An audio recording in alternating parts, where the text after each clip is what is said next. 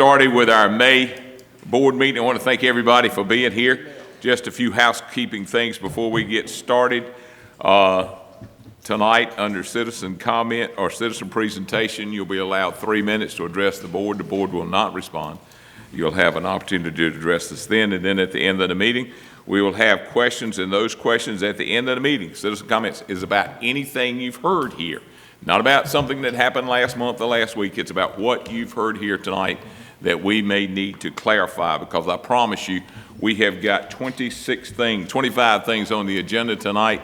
Board, get in, buckle up. We're going to go at warp speed, so hang on with that. With that being said, I'm going to ask Paul Ellis to come up and deliver our invitation. After that, Commissioner Smith's going to deliver the Pledge of Allegiance, and if you feel free, please stand. Good afternoon, Mayor, Commissioners. Let's pray. Father, we come before your throne of grace, giving thanks for all the blessings you have given each of us. We thank you for this day. We thank you for the opportunity to live in our fine town. But most of all, we thank you for sending your son so we might have the opportunity to spend eternity in your presence. Father, we ask you to bless our elected officials to make decisions that are best for all.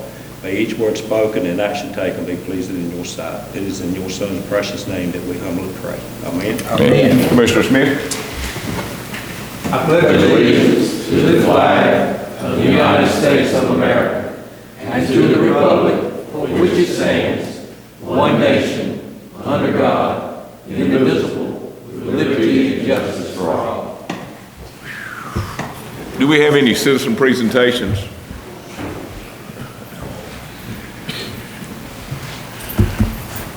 While I'm waiting on the chief to do that, a special thank you to the town employees, town manager, and the Dogwood Festival Committee. Thank you for a great festival. I think it's the best one we've had, one of the biggest crowds we've ever had, and thank the good Lord for the great weather that we had. Thank you, Chief. With that being said, 3 minutes to address the board. Joining us right now is Mr. Alex Pascal. Please come forward. Amy will be the official timekeeper. Sir? Good afternoon. Good to see you all again. My name is Alex Pascal. I live at 4230 Stanfield Court in Ayden. Just wanted to introduce myself again to the board and to the citizens of Farmville. I'm a candidate for the North Carolina State Senate, District 5, which is all of Pitt County and all of Edgecombe County. I know we've got a packed agenda tonight. I'm not going to give you all a campaign speech here, but just here to learn more about the needs of the town of Farmville and come up with solutions how the General Assembly can meet those needs. Thank you very much. I cannot read the writing on this one. I'm sorry. I think it's Robert. Yes, I need to go about it. Okay, that's all right. Thank you for being here. That being said, thank you, citizens, for being here. If you here again, if there's anything at the end of this you have a question about, you have an opportunity to ask. Town manager's comments, please. Thank you, Mayor. Members of the board, just a few quick items.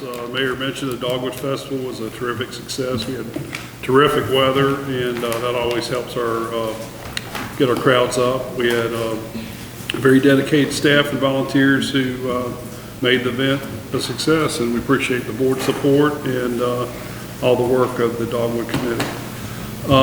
The May Museum's garden party was yesterday. Unfortunately, they had some weather issues, so they had to move it to the library, but it all turned out well despite the rain. So unfortunately, this time of year it's hard to predict when the rain is coming. I'm pleased also to report that the town has once again won several safety awards. These awards are bestowed on the town and any employer, private or public, that meets certain standards. Recognizes private and public firms throughout the state that achieve and maintain good safety practices. And so we have some of our departments have won these awards for multiple years. The town of Farmville overall is a gold award winner for the 6th straight year. The administrative department, which includes the town hall, employees, library, recreation, and May Museum, has won the gold award for the 8th straight year. Public Works Department gold for the 8th straight year, and Utility Department gold for 5th straight year. So we are very happy that we have won these awards. We'll continue to make safety a priority, and I think even Ferrier & Sons had one award or two at that same event back on April 25th. And then some upcoming events. The Parks and Recreation Department sponsors a 5K road race. It's Saturday, May 18th. Race starts at 8 a.m. here on the town common, and they're taking registration for that now. They're also looking for volunteers to help out on the course, directing runners, things like that. There's also a fun run, which I believe is a mile if you don't want to do a 5K. And then May Museum is having starting their summer series, a pig picking in the park, which is on May 16th from 5:30 to 8:30 p.m. on the grounds of the May Museum. I'm not sure when they'll have the other events. I was not able to get those dates when I was putting this together, but I know the first one is Thursday, May 16th. And that's all I had. Thank you. Okay, anybody questions, town manager? Seeing none, financial report is in your booklet, in your pamphlet. Anybody having any questions of Amy on the financial report? Any questions on the financial report? Seeing none. Changes, additions, and deletions to the agenda. If there are any, please let me know. If not, I'd like a motion to accept the agenda as presented. I make a motion to accept the agenda as presented. Dr. Hobbs made a motion that we accept the agenda as presented. Any discussion? All in favor say aye. Any opposed?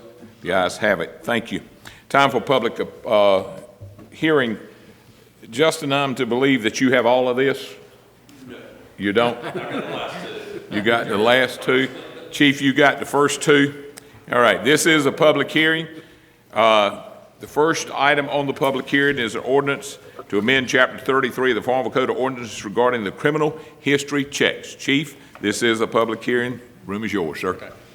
Due to recent changes with DCI, which is Division of Criminal Information, we need to modify our current ordinance that we have for running criminal history checks on employees and volunteers. For example, recreation right now is the only one that we can actually run because in our ordinance it basically states coaches, assistant coaches, or people working directly with children. So basically I have just modified that and I have added such as library volunteers, volunteer firefighters. That's a new thing now that they want to get done.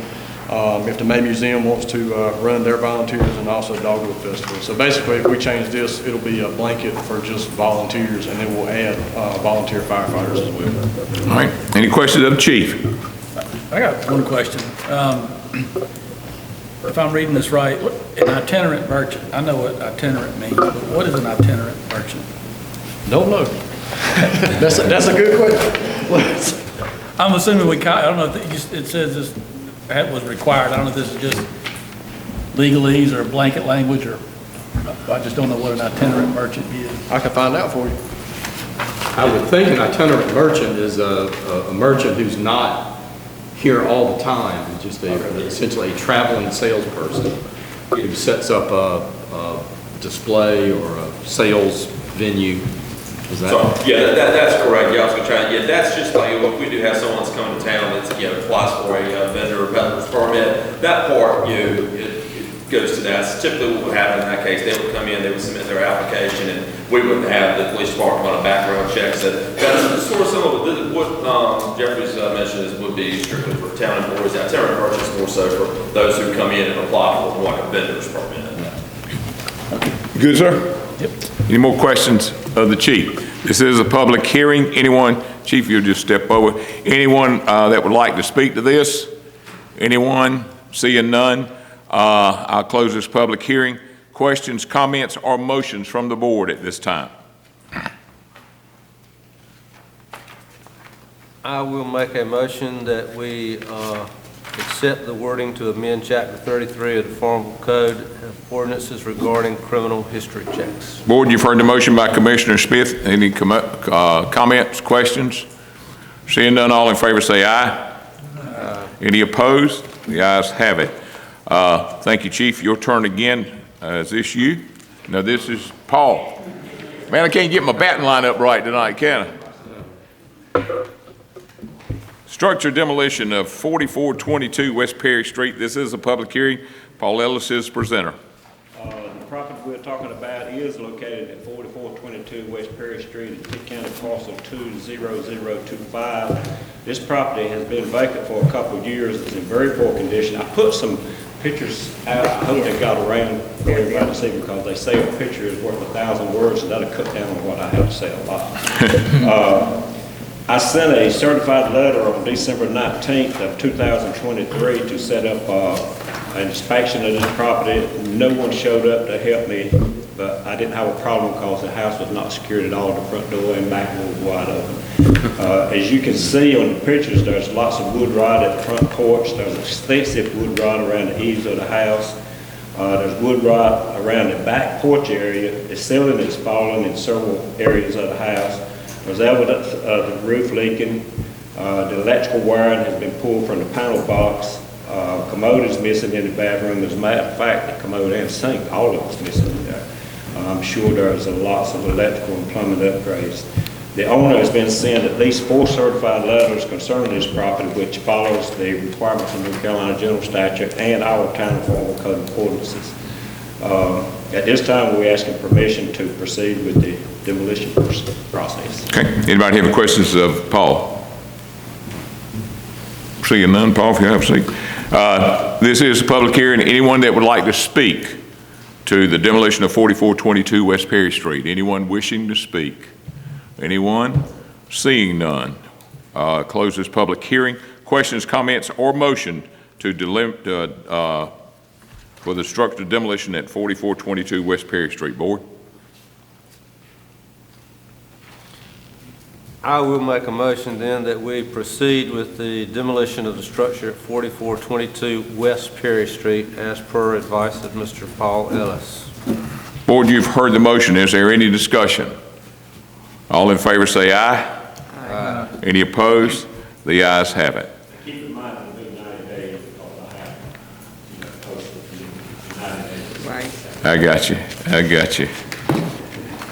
The next item on the public hearing is an ordinance to amend Chapter 157 of the Code of Ordinances to permit electronically controlled message centers or reader boards on signs and to amend ground sign requirements in office and institutional zoning districts. Told you I'd get this bat in order. There you go. Have at it, Justin. I'll back clean up here. All right, as the, good evening, Mayor, Commissioners. As was mentioned, this is a ordinance that staff has requested to amend the sign regulations in the zoning ordinance to allow for signs with the electronically controlled message center or reader boards, as well as amending the ground sign regulations in the O&I district. And just to give a little background before we get into this particular amendment, one of the things that we wanted to do this year, actually as staff, was to take a look at amending our sign ordinance in town. We had started kind of preliminarily looking at some other ordinances, and we realized that our sign ordinance was a little bit dated, so we were planning to do an update on our sign ordinance this upcoming year anyway. But back in February, we received a zoning compliance permit from Pitt Community College, from the sign company that's working with Pitt Community College out at the Farmville Center. And what they are looking at doing is, if you're familiar with the Pitt Community Campus in Winterville, there's the large digital billboard sign as you turn in there, the entrance closest to Sam's Club. And that's what they're looking to install here in Farmville, at the Farmville Center here. The issue is there was a couple of things. First, within our sign ordinance, we do not allow the digital reader billboards, which we're proposing. The other issue was the height regulations for signage in the O&I district. So again, we want to look at updating the overall sign ordinance for the town, but these were a couple of items of importance right now to go ahead and get them moving forward. They have some funds that are tied to getting this signage done for the Farmville Center that it sounds like are going to expire at the end of this academic year due to grant requirements. So that's sort of the background as to how we got to this amendment. And so what we're looking at doing would be under the current sign ordinance, under the current sign requirements in zoning ordinance, as I mentioned, these types of signs would not be allowed. And while the proposed amendment would allow for the installation of electronic signs, which would include an electronically controlled message center, it would roll from message to message, this proposed amendment would still not allow for signs or devices with flashing, intermittent, animated, or changing intensity of illumination. Additionally, the proposed amendment and sign would not negatively impact the character of the area. Again, this is going out there at the new Farmville Center site. It's generally a commercial corridor anyway, so the signs are not going to be out of character for other signs that are located in that area. So what we are looking at with this amendment, the language states that, sorry, one moment. What we're looking at, based on our current ordinance, we're looking to remove the language in which it states signs which contain, employ, or utilize lights or lighting which rotates, flashes, moves, or alternates, except otherwise approved time and temperature signs. We're looking to remove that from the ordinance.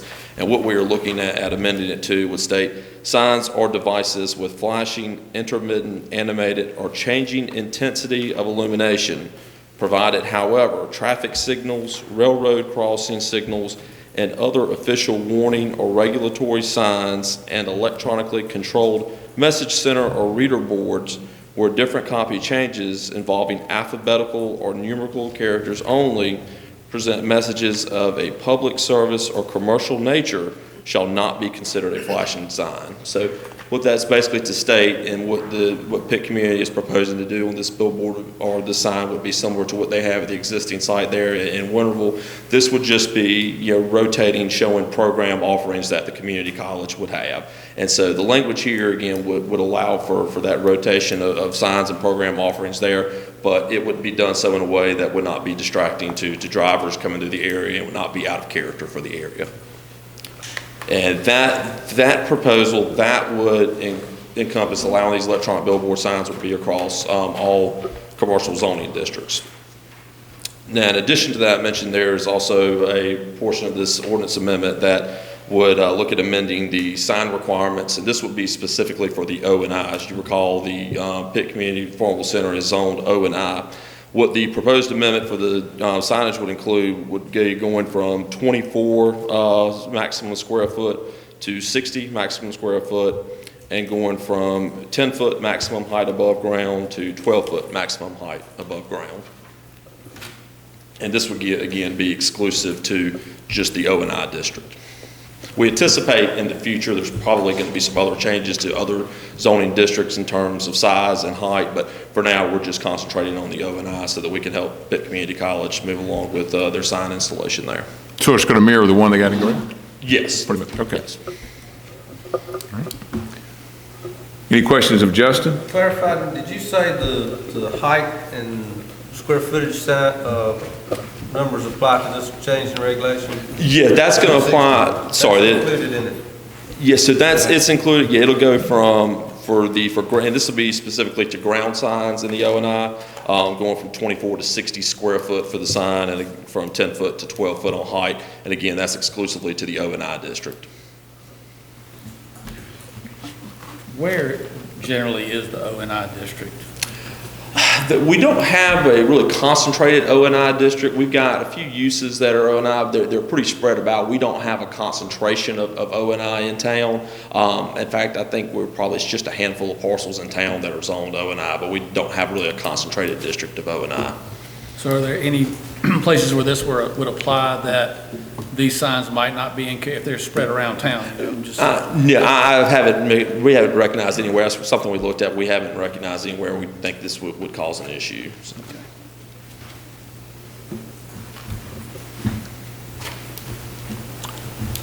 Okay. Have a seat. Hold on. Anyone that would like to speak to this? This is a public hearing. Anyone that would like to speak? Anyone? Seeing none, with that being said, Board, I'll entertain questions, comments, or motion.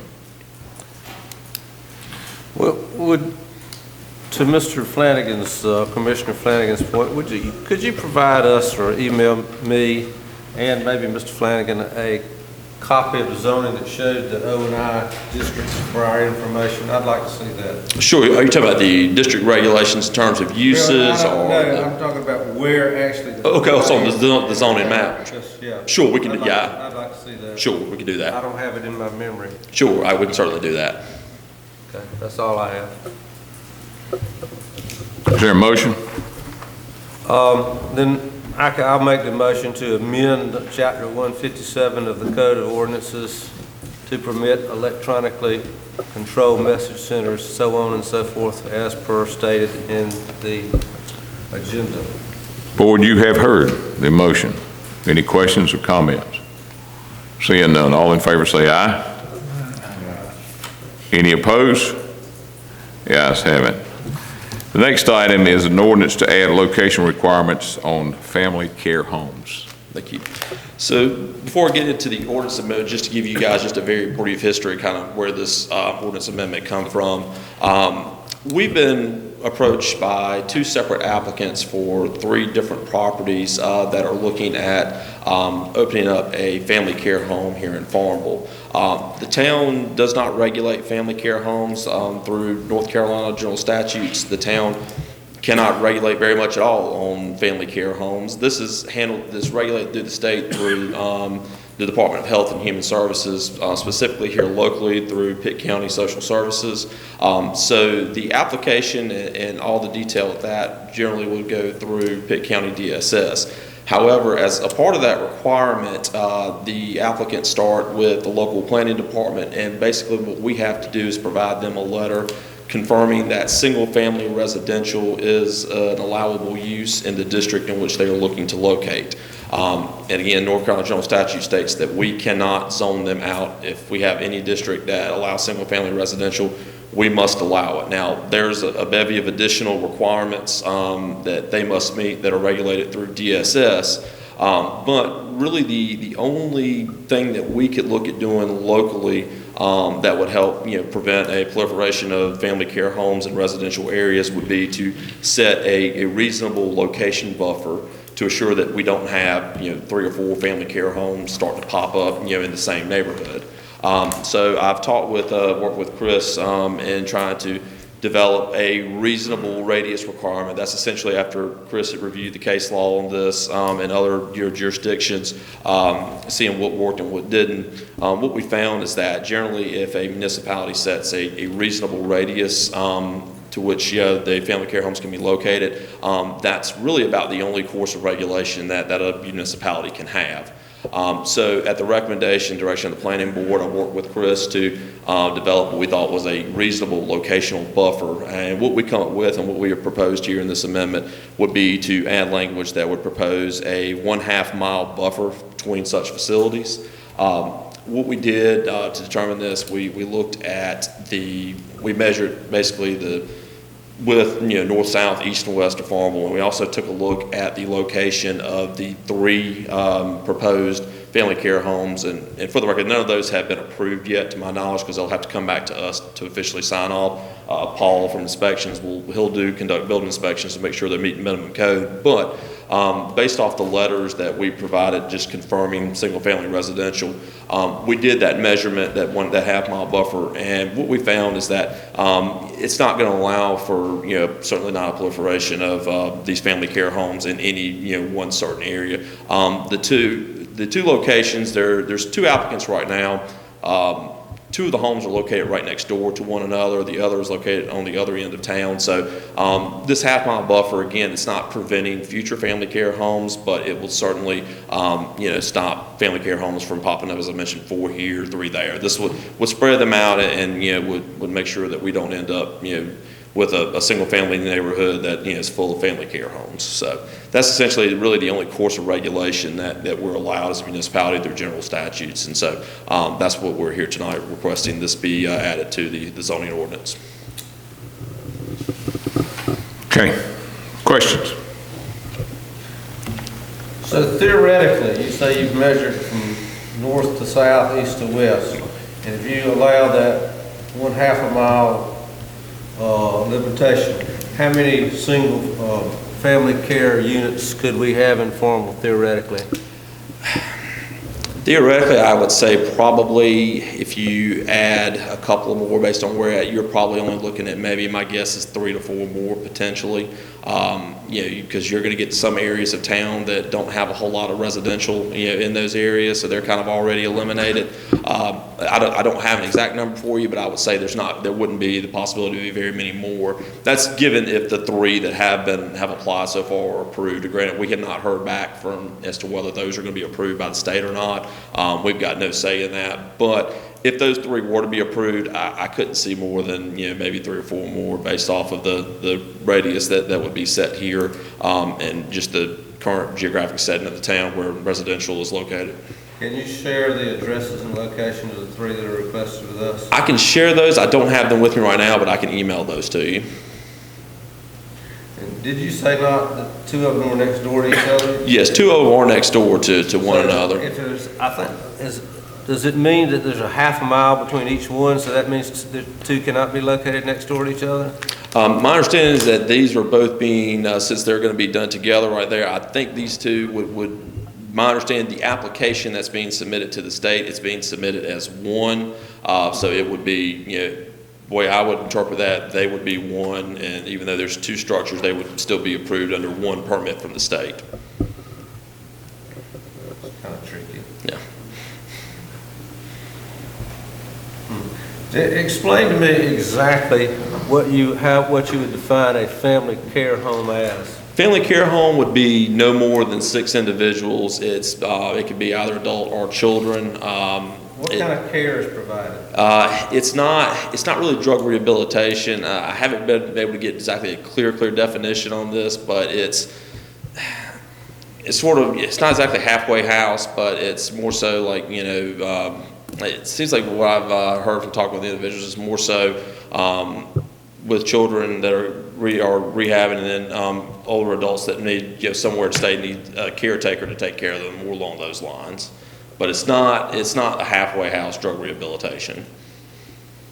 And this is where they would live at these? That's correct. So it's not daycare or anything like that? That's correct, yeah. They would be there. There would be a caretaker there 24/7 with them, and there are certain requirements that they're going to have to go through the state as to number of individuals that can be there. There's regulations in terms of what the room size is, how many bathrooms there are, to determine how many can be there. They can't have any more than 6, but that doesn't necessarily mean that a structure would hold 6. They're going to have to meet the requirements that the state has established in order to get that, but they cannot exceed 6. Would it be equivalent to assisted living? Yeah, that's probably the best way to put it, yes. What was your question again? I asked him if it would be equivalent to assisted living programs, Yeah. and he said yes. Yes.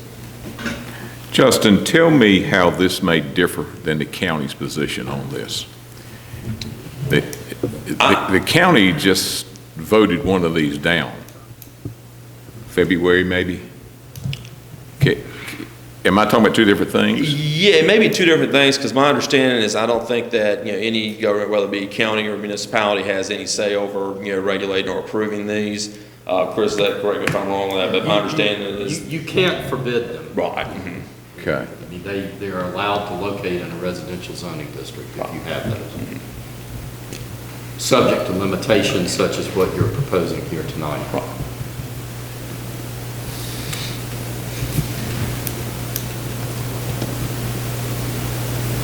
Is it, Mr. Mayor, is it possible to just provide the locations of these before we vote on it? I would kind of be curious as to I think so, because I think we need to take a little deeper dive on this. Sure, that's fine. And again, I don't think this is anything imminent that's going to happen here in the next little bit, so I think we've got some time. I'd also, and be very blunt, I'd like to know if these operations are based out of Williamston and Wilson. That would be very important that you know that moving forward. Okay, and I'll leave it at that. How about this? David, can we table this until a little later time? Okay. Yeah. Bert, to answer your question, excuse me, Commissioner Smith, to answer your question, we can table this, but those are a couple of things, and I think we need to take a deeper dive on this. If we do table this, is there a certain timing issue with people coming to apply before we set these limitations? In other words, are we better off if there's concern that there's a lot of these going to move into a certain area in the community where, people that live there now may have some objection, if we delay this vote and then they make these applications while we're sitting at least another month before we come back to it, is there a timing issue that allows them to go ahead and get their permit started and then we don't have any say on those? Did I say that clearly? I think so. I think I get what you're saying. I will say this much. I have not had This really got started late last year. I received a number of phone calls kind of in a rush right at once about this, and we received, like I said, the couple of applications there at the end of the year and first of this year, and that's what kind of got the ball rolling on having this discussion with Chris and the planning board. It seems to be that the process moving through with DSS at the state is a very slow process, it would appear. So I don't know that, another month would particularly hurt us at this point. I would say at this point, given that we already have the other applications on file, I'm not sure that we could apply this to them at that point, nor do I, going back, looking at it, I don't believe these two are going to be within a half mile of one another anyway. So I don't think it would hurt the applications that are on file. Again, I don't know if we would get a request for another one in, but again, I can't say for sure that we'd get another one or not, but it's a valid point. Is there a greater number than a half mile that's still considered a reasonable radius? I mean, I'm assuming that there's some. It's kind of all over the board, Commissioner Flanagan. Courts have upheld or struck down greater or lesser distances. We just, you can't establish a buffer that eliminates them from town. Mm-hmm. And so that's why in conferring with Justin, I asked him, and he graciously gave me the dimensions of the town, so to speak, and in collaborating on that, we felt like, and the planning board felt like a half mile would spread out these homes to a sufficient degree that they're not concentrated, and yet would not be would not totally eliminate them, which could possibly invite some legal action. One of your comments, when you said it is not drug rehab, that's a whole different world if it's like a drug rehab where, okay, right. So that's a difference. Okay, all right, understand. So basically, I think our hands are tied. Is that what I heard you say? You didn't hear me say that. What did you say? Explain it, because it sounds to me like if we don't move, we got a situation. Yeah, I think Bart's got a good point. And in other words, if we have a lot more applicants that come in the next 30 days before we meet on this again, then this amendment or change would not be reflected, right, and have an impact, which means that we could have 3 or 4 come and locate within a half a mile of each other. But if there is a long drawn-out process, then we probably have plenty of time. Commissioner Flanagan, are you saying we need to go ahead and move on this? Is that what I heard you say? I guess I'm saying I see an opportunity for or some risk if when they make the application, if that says on the day that I give you this piece of paper, the ordinances of that day govern, and we don't have this buffer in place, then are they allowed to put them side by side by side? And if that's the case, I believe we should go ahead and vote on the maximum reasonable distance between, and then we can back off of that as we get better and more information. That would be in your scenario. That basically what would happen is if we didn't vote tonight on it, we're to table it. If I did get a call tomorrow morning from someone who wanted to locate, what I have to do is provide them a letter stating that it is allowed at that residence. Whereas if it were to be acted on tonight, if they were to call me tomorrow morning, it falls within that half a mile buffer of one of the existing proposed ones. At that point, we could write a letter, but we would also state that it would not be allowed according to our local ordinances, it would not be allowed within a half mile buffer of an existing proposed facility. What do you think, Commissioner Flanagan? I would still like, before we vote on it, to find the locations.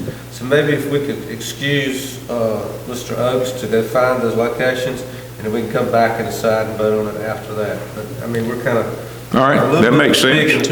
Okay. Sure. Okay. Yeah. All right. Good enough. All right. Good deal. All right. We're gonna. What's my terminology on that one, Chris? Just put it on hold. Hold it open. Okay. We're gonna hold up. We'll hold up item 4. All right. Okay. That brings us down for items of consent. Okay. Mr. Smith. That brings us down to items for consent. Is there a motion for the items of consent? I will make a motion to accept the items for consent as stated. items 5 through 22. All right. Commissioner Smith made a motion that we accept the items of consent.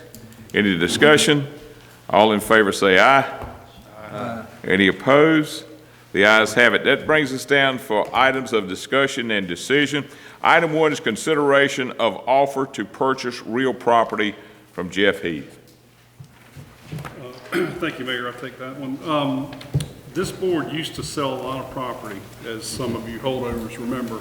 We haven't had any in a while, so as far as real property. We do have some property over near Baldry Street, near the intersection of Baldry and Marlboro Road. And it's just sort of a piece of property that's holding the world together. It's very narrow and deep. And really the only folks that would be interested in it is someone who owns property next to it would join. And Mr. Heath is one of those property owners, and so he's interested in purchasing it. It has been declared surplus by this board, and you see a lot of these resolutions coming through for just mowers and different personal property, but when you get to real property, then you have to go through a little bit more involved process. And so the method of choice typically of this board has traditionally been, unless you have lots and lots of parcels to auction off, then we do what we call an upset bid purchase or upset bid process, whereby you advertise for bids, or you get a bid from an individual, and then you advertise that bid, allow others to upset the bid with a higher bid, and it sort of goes back and forth. And we've had some properties that went 2 or 3 different iterations where people got into a bidding war. So the board wanted to report to you that we do have an offer from Mr. Heath, who is interested in buying 0.38 acres of property. His offer is $7,500.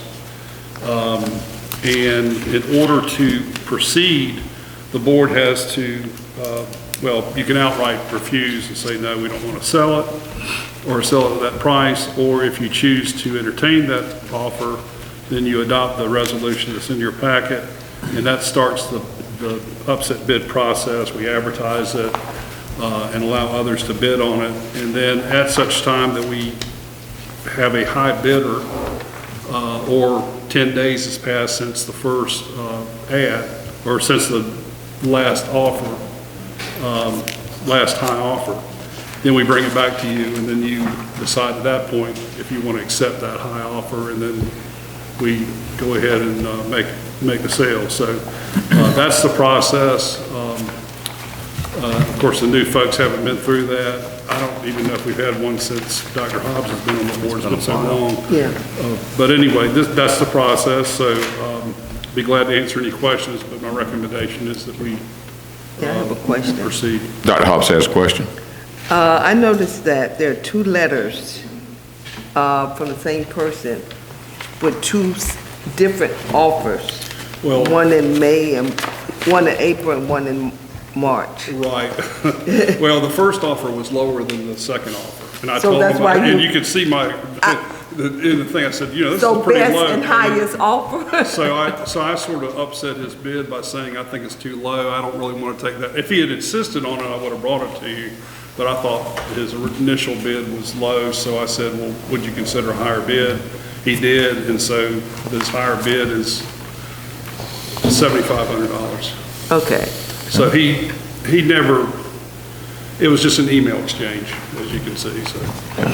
Any other questions for Persuaded. Town Manager? Sweeten the pot. Anybody? So this would go through the process. Yes, ma'am, if you approve the resolution, then we would start, literally put an ad in the paper and post it outside and allow people to bid on it. When does the 10 days start?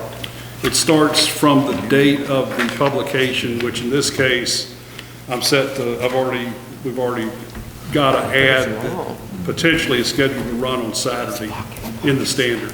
So is it 10 calendar days, working days? 10 calendar days from the advertisement when it's published. That seems pretty fast. Is that?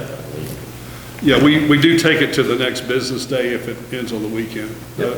Is that 10 days, is that customary, or where does the 10 days? That's in the statute, 10 days. The 10 days is statutory? Right, Okay. right.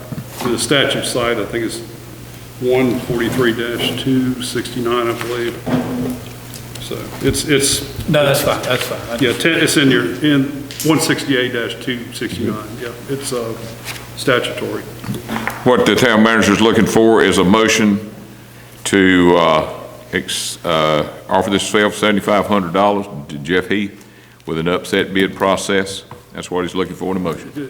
Adopt the resolution. Adopt the resolution. And all that. Again, you would have it again, it would have to come back to you again for final approval of the sale. It is a process, so. Right. And we have no other economic, or no other, I guess, plan or thought process for using this? I mean, I've seen the lot, it's pretty thin. No, sir, it's just, I don't know what. it was something that was acquired, I think, through a tax foreclosure or something. Right. That's how we got it. Okay. Is there a motion? I'll make a motion to begin the process to accept the bid for the purchase of real property on Baldry Street, as stated. Board, you've heard the motion from Commissioner Smith. Any discussion? All in favor say aye. Aye. Any opposed? The ayes have it. If it's agreeable with the board, I'd like to go back and take care of item number 4 in the public hearing, if we could do that before we go into discussion on the community organization funding, if we could do that. So we'll go back to item number 4 on that, Justin. Thank you. So the addresses for the applicants that we received so far, one is at 3737 Stewart Circle. The other, again, there's one applicant with 2 properties that are adjacent. They are 3543 South Barrett Street and 3547 South Barrett Street. And those are the only 3 at this time that we have provided letters confirming the single-family residential in the area. Rough estimate on that was 1.13 miles measured between these 2 locations. So these 2 would, even if approved, they would meet the half-mile buffer that was proposed. Can you repeat those addresses one more time? Sure. 3737 Stewart Circle. 3543 South Barrett Street.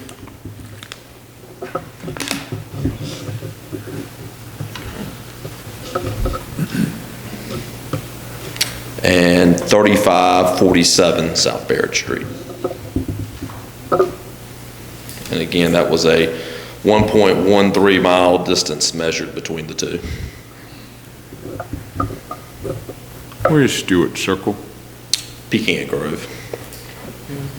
Actually, I think it comes up on my GPS as Stewart Close, but I don't know. So, But yeah. Before I go back and open this up with Commissioner Smith and Flanagan, do the neighbors have any say in this at all? not really, not from what we found through the state. Really, the only requirement is that, they also have to go through and meet all the stringent requirements that the state has. Of course, we'd have no involvement in those regulations. But from a property owner's perspective, I have not seen any property owner's rights that, the town would be involved in enforcing, which is sort of what, prompted us to look at trying to, institute something like this to at least, prevent a number of them from clustering in certain residential areas. Gotcha. Okay. Are these two residences or three residences currently owned by a private individual, and they're going to turn them into a?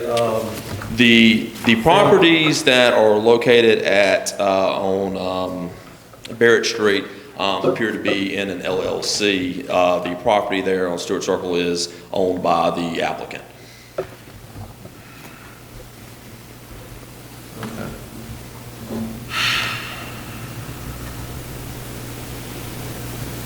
What are the wishes of the board? I think maybe to Mr. Commissioner Flanagan's point, that it probably would be good to put in place the limitation as stated in the ordinance. I'm not totally comfortable with it, but I'd rather have it than not. And I guess if they're combining those two properties and saying this is one unit, then the 6-person maximum still applies. The 6-person maximum, I believe, would apply to each structure. Again, I would have to check. That would be a regulation through the state. Now, granted, Paul, correct me if I'm wrong, but I think you would still enforce similar, probably requirements. They're going to be limited too by the number of bathrooms they have, the number of bedrooms they have. So those houses that you're describing in that area, they're typically 3 bedrooms, maybe 1.5 halves. So you're going to be very limited in how many people you can put in there, because the state's not going to allow it. So I mean, they're going to go by that, ever how many you have. And I guess there's a state inspection process that goes along with it at some period of time, so it's not just get approval and then you're done. Yeah, they'll ultimately have to have Paul conduct a final inspection, and then from the zoning perspective, we will eventually submit them or provide to them a final zoning compliance application that I've submitted. Well, I mean, once it comes to us, it would obviously be approved, but they would have to at least come back to us before they could start operation. Okay. But they would be considered residents in a residential area, so therefore they would not be under commercial business code. No, it would be residential.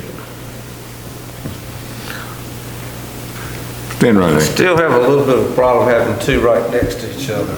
I wonder if I could, maybe if I had 2 houses next to each other, could I just run a drop pour to them and have one utility bill from the town of Farmville? Well, the problem we're looking at from that perspective is that they have already submitted an application and we don't have this, buffer in place. So really, we don't have any recourse to work with on this particular incident. Now, moving forward, I think, potentially we could, but given that this has already been submitted, we won't have a recourse even if this were adopted tonight for the adjacent parcels. Does anyone here wish to speak to this? Anyone? May I ask for a clarification? So if this was adopted, the 2 houses next to each other would not be allowed? That they would be allowed because they applied prior to this ordinance. I'm saying future. In the future, that would have to be clarified with the state. But my guess would be at that point, if they're going to look at them as separate centers, then, and plus we would have the regulation in place that would state that as these are just separate parcels, that we could, That would prevent someone saying these 6 houses are one. correct. And prevent from possibly changing the dynamic of the neighborhood. Give me a motion on that. Okay. And you said earlier also that if we might change it to something a little bit more, say 1 mile, that the state can actually strike that down? There's the potential that someone could challenge that in court. Again, as Chris was mentioning, we've seen larger buffers, be challenged in court. We've seen smaller buffers challenged in court. There's really no standard as to what a court, would uphold, but we felt that, the 1/2 mile would be at least a reasonable buffer. Anyone else? Seeing none, I declare this public hearing closed. Board, questions, answers, motions? I make a motion that we approve this amendment as presented by Planning and Zoning. Board, you've heard the motion by Commissioner Evans. Any discussion? Seeing none, all in favor say aye. Aye. Any opposed? Thank you, Justin. But you know what I'd like for you to do, for the benefit of the board and the gallery? The town of Newport, they got in a situation similar to this, but it was over residents that were going through rehab, and the county got into a situation like this in January. And maybe not getting into a situation, but the county addressed something like this in January out in the Pactolus area. Can you bring that to us and maybe clarify that? And look, you don't have to send it to us in an email. Sure. And so we could, in case this comes up again, we can distinguish between okay? Yeah. Thank you, sir. Appreciate it. All right. Thank y'all, gallery, for working with us and bearing with us on this. That'll bring us down to item 24, community organizations funding and request for fiscal year budget.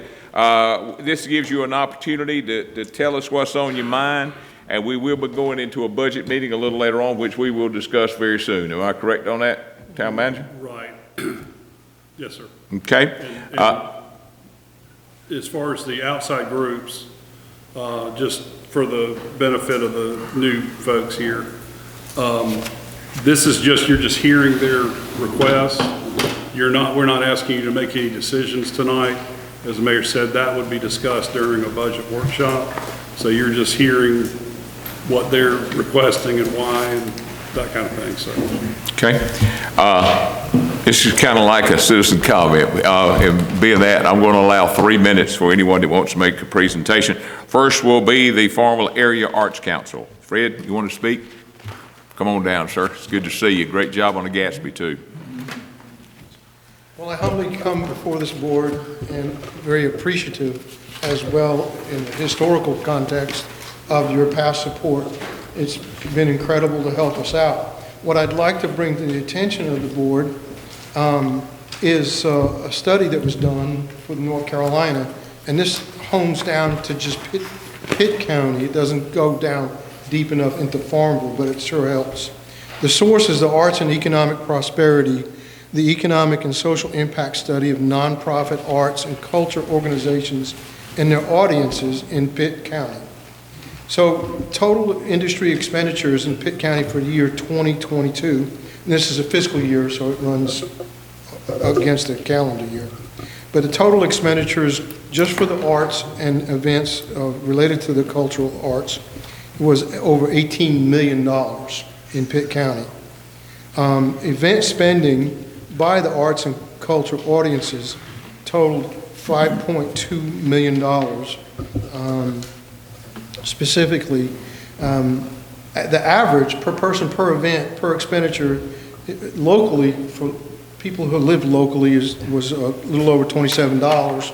But people who come from out of the area into our town and our county spend an average of $50, almost $51. So a grand total average of $33, a little over $33. So we wanted to illustrate that impact, that we do have an economic impact in the community, in addition to just the cultural benefits of better living. And people seek out this type of quality of life in communities, and we're glad to be and honored to be part of that organization to bring that aspect to our community, that is. Just for in the last 30 days, we've had over 2,000 guests come to the town of Farmville specifically, so we are very honored to and appreciative that the funding is very important to us as a nonprofit. It is essential that we are supported outside of our organization as well. So thank you so much. Hold on just a minute. Any questions of Fred? Now, thank you, sir. Good to see you. Presentation of Farm Community Garden.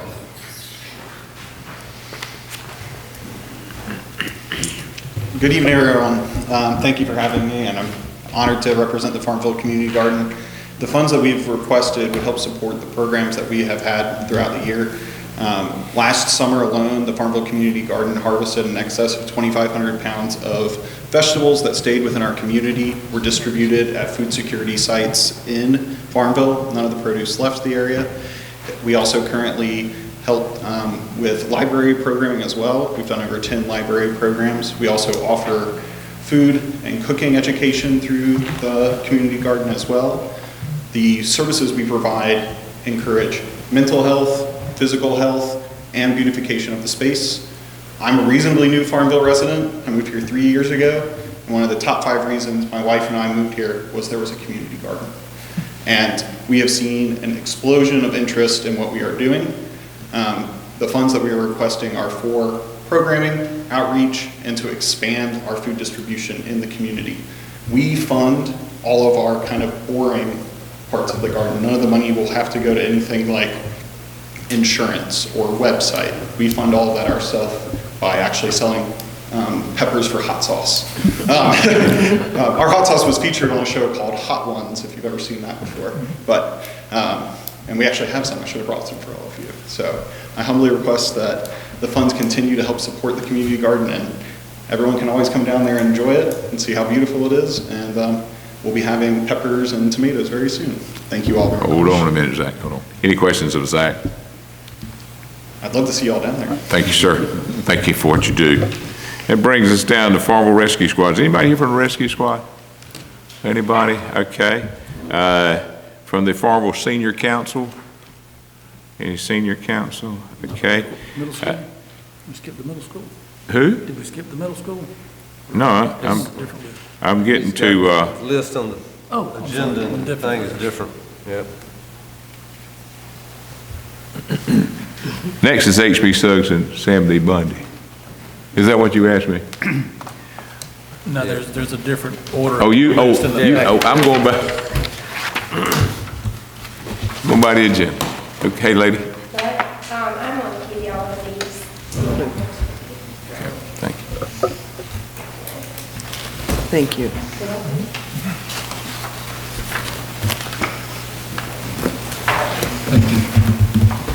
Thank you.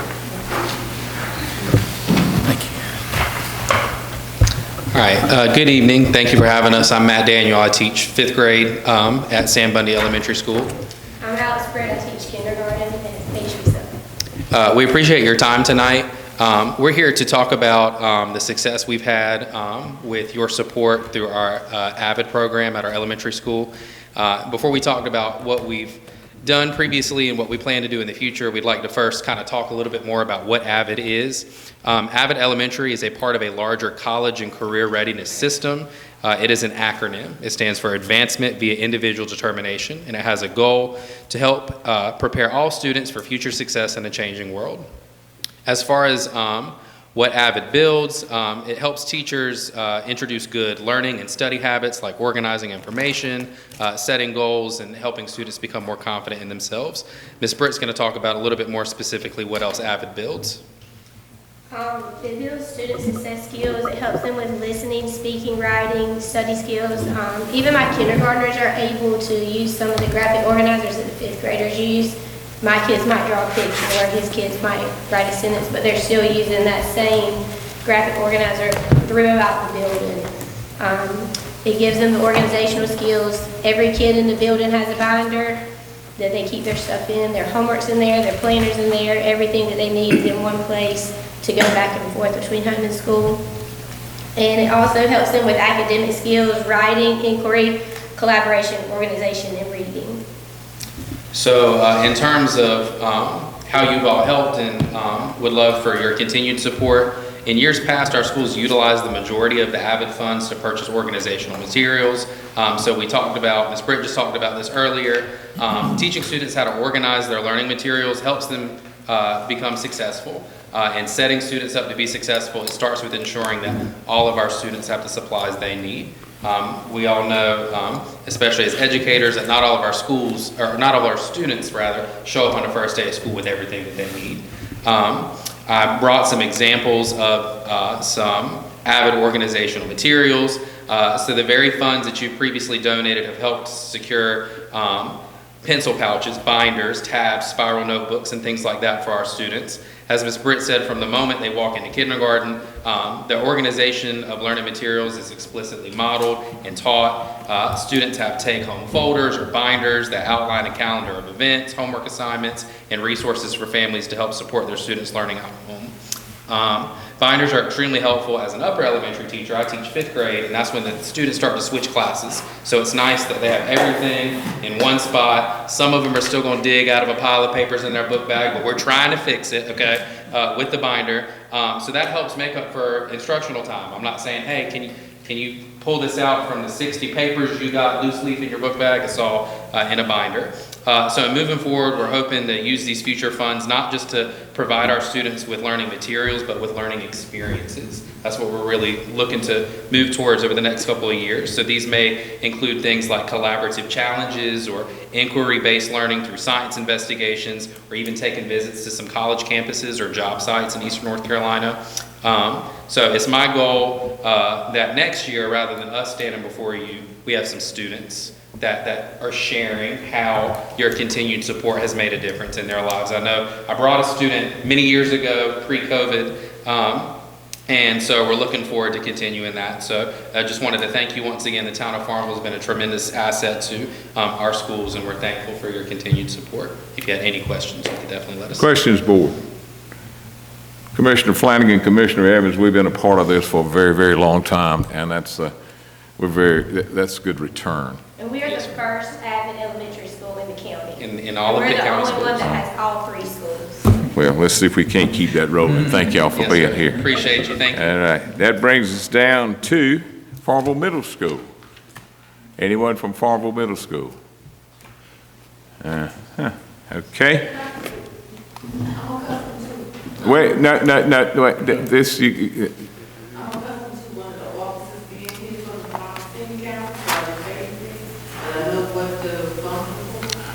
I think we would rather hear it from an official of the school, if that's agreeable with the board. Hadn't we rather have an official? Sure, it's normally someone. Yeah, somebody in official capacity. I say, if you don't mind, please. Okay, thank you. That brings us down to the Pitt County Council on Aging. Where's Zeke when I need him? Let me, okay, just really quick on the Council on Aging. David, we could very well possibly be the only city in the entire country, the only town that provides 100% Meals on Wheels. Is that still true, or has that changed? I think it's still true. Okay. Board, you got any questions about anything you've seen here on this? Anybody got any questions? David, that's going to bring us down to when we're going to decide on this. That brings us to number 25, presentation, town manager's recommendation, budget meeting, and setting public hearings.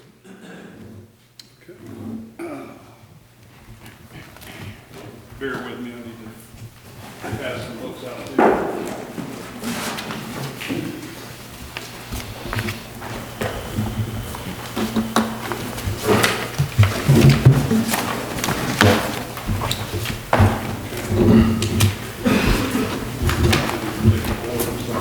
Oh.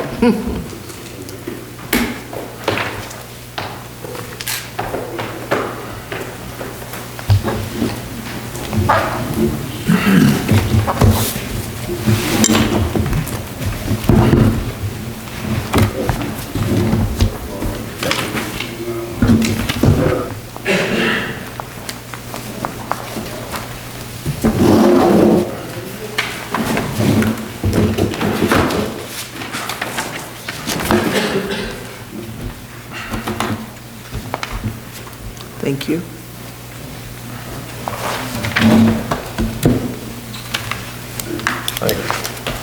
Okay, I'm going to be relatively brief, but I do want to hit some highlights. In the front of your book is a letter that is a summary of, sort of the key points in the budget book. I urge you to read the letter at your leisure, but I'm not going to read it to you. But I'm going to hit some important points here, so please bear with me. Submitted herewith is the recommended annual budget for fiscal year 24-25. The document includes department head requests and my recommendations for your consideration. As you begin your review and consideration, please know that every effort has been made to implement all policies as directed by the Board of Commissioners without adding undue financial burden to the citizens and taxpayers of the town of Farmville. Excuse me. Beginning in March of 2020, the COVID-19 pandemic took hold of the country and world, and the economy effectively shut down.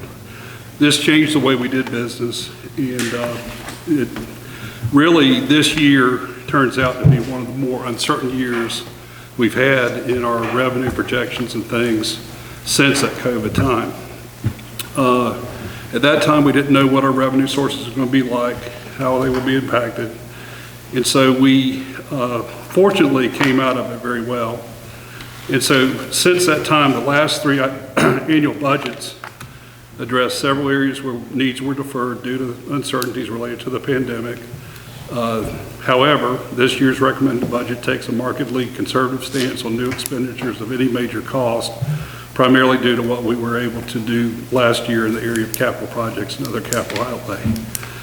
The most significant funding challenges continue to occur in the general fund, and you've heard that over and over again, where primary revenue sources are particularly constrained and the prospect for significant revenue growth unlikely in the near term.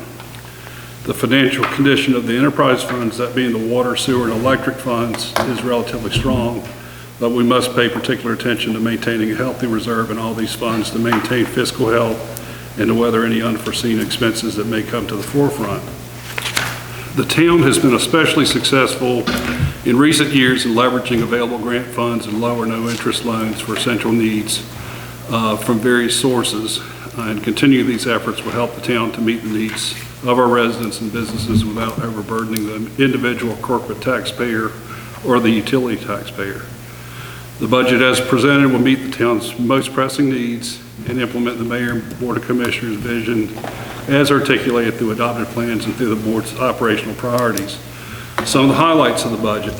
The ad valorem tax rate of 46 cents per $100 of assessed value is recommended for general town purposes. This rate is reduced by 3 cents per 100 from fiscal year 23-24 due to the county's recent property revaluation.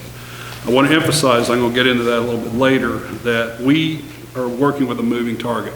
They still have many properties that they're going through appeals with.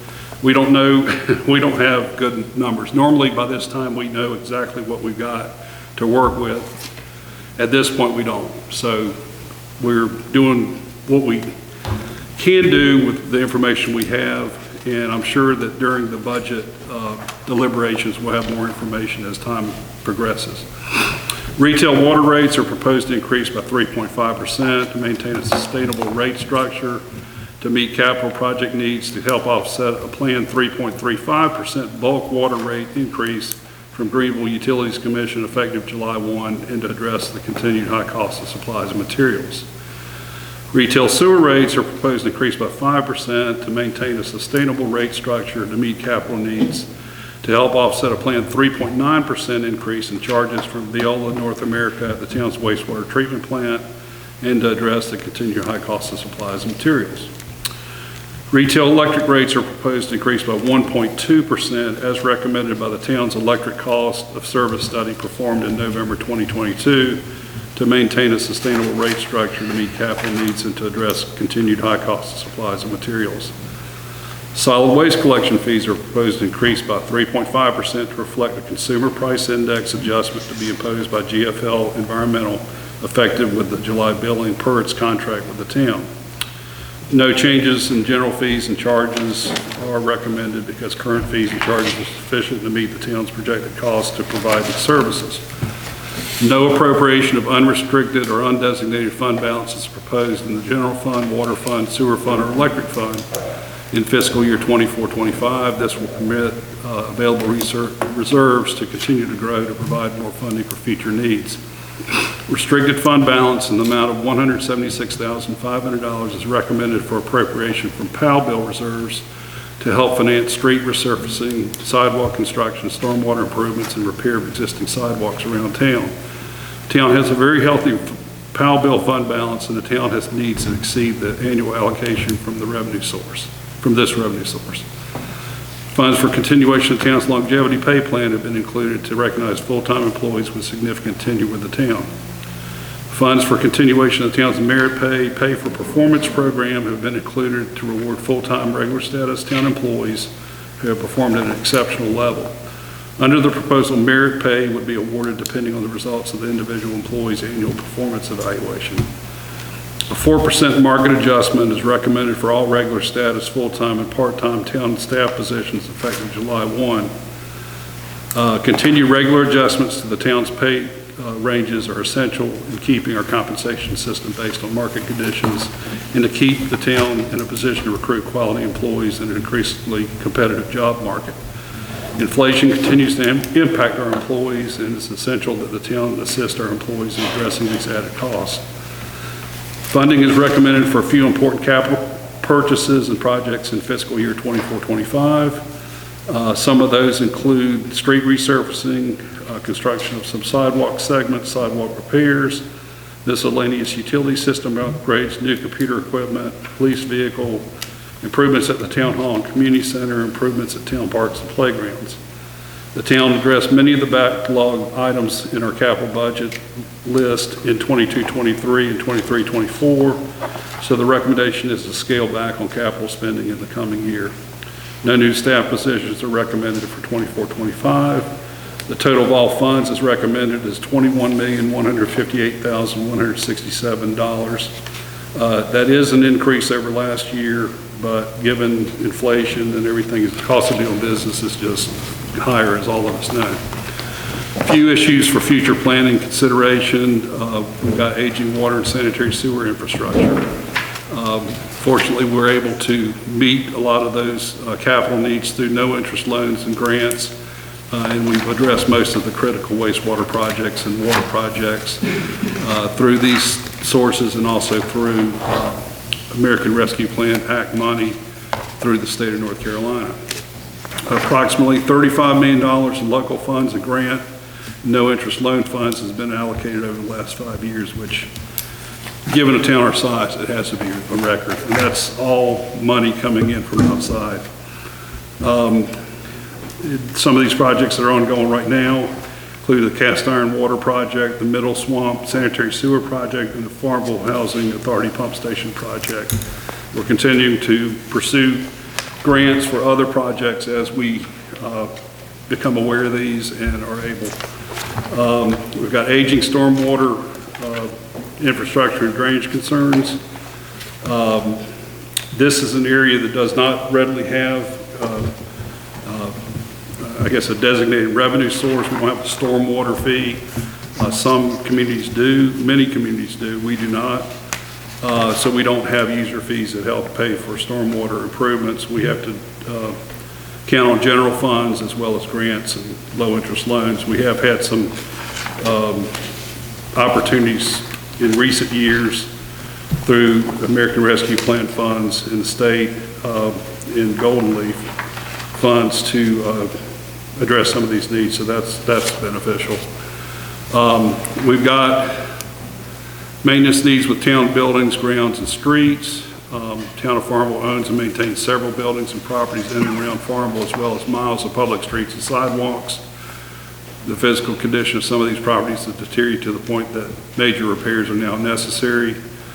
We've made several big strides recently, but we do have some critical capital needs at the community center, town hall, and also street and sidewalk construction, repair, resurfacing that are included in this budget.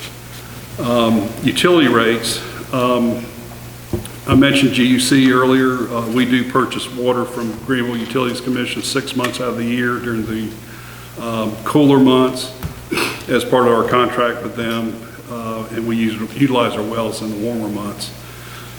So we do have a contract with them that is tied to the CPI adjusted rates.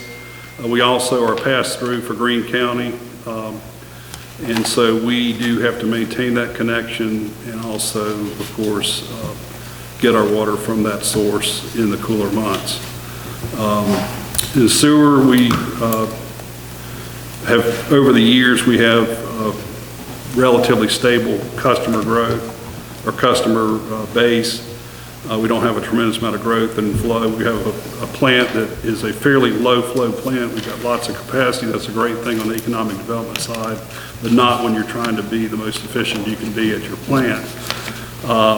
So we have done a lot with less, but we are, of course, constrained by repairs and things at the plant that we must make to stay in compliance. In the area of electricity, we are part of the North Carolina Eastern Municipal Power Agency. That organization sold generating assets to Duke Energy back in 2015, and we were part of that sale process. We were able to reduce retail electric rates for our customers at that time by 10%. And then in 2017, we were able to drop the rates by 4.1%. Since that time, we've had either stable rates or minor adjustments. We did have an electric cost of service study back in 2022, that evaluated our long-term stability and, I guess, capital capabilities. And there is was a schedule of some small rates that were going to be implemented at that time. We've gone through the first 2 years of rate adjustments, and this is the third year. And so we are hoping to implement that, and that should be it for rates for a while, rate increases for a while. We've got a couple of large capital projects that the board has weighed in on through the years. The first is the new Farmville Fire Department headquarters. Right now, everything's pending funding for that project. We've got parks and recreation improvements, various facilities. We've had lots of work in our parks over the last few years. This year, we're looking at mainly maintenance type items. And also at the community center, we've got some work to do. In the area of economic development, we continue to partner with various organizations, Pitt County Development Commission, North Carolina Department of Commerce, Electric Cities of North Carolina, Greenville ENC Alliance, and other economic development interests to recruit industry that would help our tax base. We also have local programs, facade grant programs, and other things that incentivize improvements by private property owners in their facilities, a lot of that being concentrated in the downtown area. The last thing I wanted to mention, touched on this earlier, the revenue neutral tax rate. And I'm sure there'll be a lot of discussion about this between now and the budget adoption. But there is a statute that defines the revenue neutral tax rate as a rate that is estimated to produce revenue for the next fiscal year equal to the revenue that would have been produced for the next fiscal year by the current tax rate if no revaluation had occurred. Again, I want to emphasize this is for the town to recover the same amount of revenue, not for individuals. We can't go and figure everyone's individual tax liability. In fact, some folks, their tax liability has gone down as part of revaluation, especially those who own personal property but not as much real estate. What this process does, it sort of redistributes the tax burden back to real property owners and away from personal property owners. And this happens every 4 years in Pitt County. The statute requires that the revenue neutral tax rate be calculated and reported for comparison purposes in reappraisal years. Need not be adopted, it just needs to be reported. And as I mentioned earlier, the county is still going through its final values for Farmville and all the other communities, so we're not at the point where we know exactly how much we've got to work with in the way of tax base. Want to also emphasize the town of Farmville has no role in determining property values, but must utilize county estimates of value in determining ad valorem tax revenue. When a reappraisal occurs, the town tax base for that county or its municipalities changes because real property values are pegged back to market value. At least that's the goal. When the tax base changes, local governments experience a change in revenue if its tax rate were to remain unchanged for the new fiscal year. So, as I said, that's going to be something that we have to watch very carefully and consider how much revenue we need to have to keep us running in an efficient manner. So, as I said, that's going to be something that we need to pay close attention to. The fiscal year 2024-25 proposed annual budget is presented for your review. This is assuredly the most important decision the Board of Commissioners makes all year. The annual budget predetermines the course of the town operations for the coming year by setting funding and program priorities. Please take this document and read it carefully. If you have questions about anything in this document, please contact me or Finance Director Amy Johnson. I propose that the board set a public hearing for June 3rd, 2024, which is your regular June meeting, first June meeting, to receive public comment on the proposed budget document. One or more budget work sessions would need to be held in May to permit a more detailed explanation of the document before adopting the budget ordinance for fiscal year 24-25. Of course, you are free to alter or amend this document in any manner you choose. I look forward to having the opportunity to discuss the budget with you prior to adoption. I'd like to thank the town's department heads for their assistance and cooperation by working with me to keep costs down, to make reasonable budget requests in order to produce a comprehensive plan of action for fiscal year 24-25. I also wish to thank the Mayor and Board of Commissioners for providing me input prior to the beginning of the budget formulation process.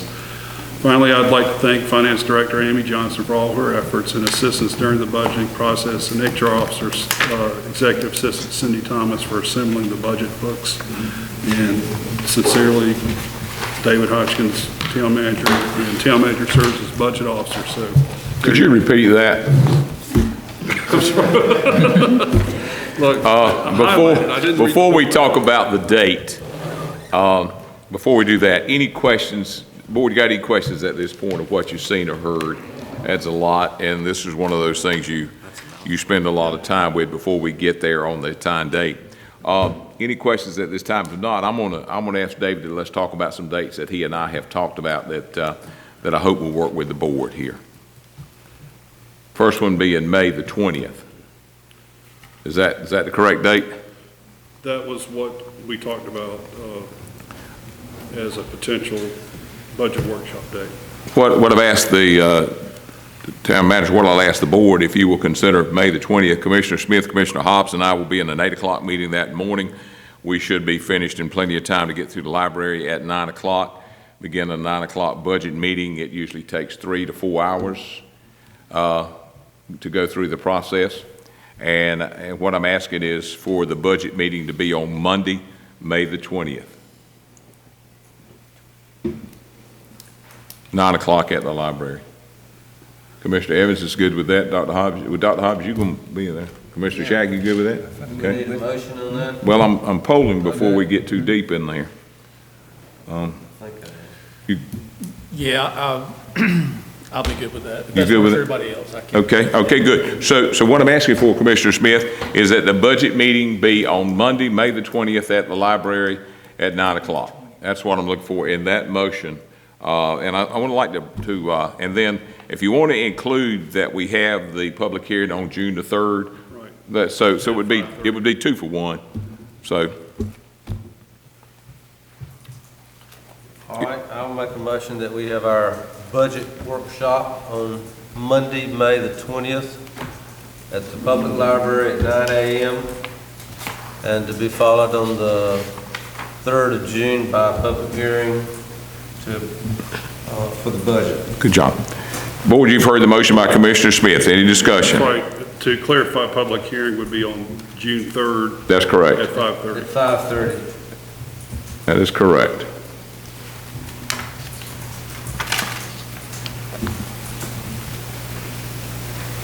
Leave your calendar out there, Burr. I'm going to ask you something to say. Board, you've heard the motion. All in favor say aye. Aye. Any opposed? The ayes have it. Tell me the last Monday in June. Is it the 20, the 30th? What's the 24th? David, is that what we talked about? That's when we voted to have the July meeting on the 24th of June, right? Yes, sir. Okay. So, and that's when we will actually vote to accept the budget. Is that correct?